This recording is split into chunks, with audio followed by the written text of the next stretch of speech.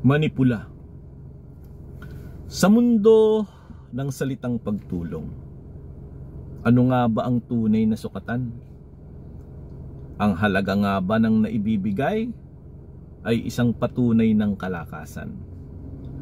Upang tuluyang sa gusto ay pasunurin, sa leeg nga ay mahawakan, isusumbat ang mga tulong na nagawa upang masunod ang kagustuhan.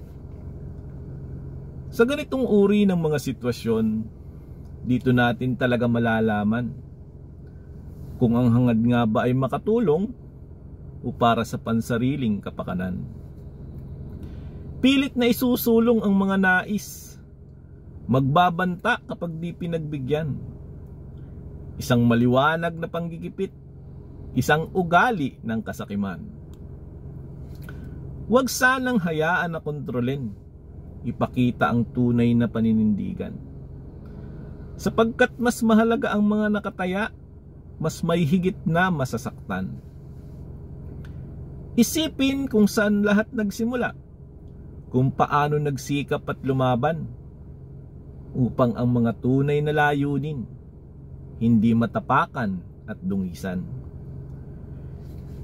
Dito sa sitwasyong ito masusukat kung ang pagsuporta ay hanggang saan, kung ang mga ibinigay ay may kapalit, marapat na ito ay matinding pag-isipan upang hindi mahulog sa mga patibong hindi magamit na kasangkapan, sa mga personal na mga interes ng mga taong walang pakundangan. Kung ang kahulugan man ito ay pagkawala ng suportang inaasahan, isipin na lamang na ito ang totoo, na ang lahat ay mayroong hangganan. Ang mahalaga ay patuloy na tumindig, huwag sayangin ang nasimulan. Marami pa ang tunay na nagmamahal, kaya walang dapat na katakutan. Sa mga patuloy na nag-iingay, sa mga desperadong taktika at galawan, huwag masyadong mataas ang pagtingin sa mga sarili nyo at katayuan.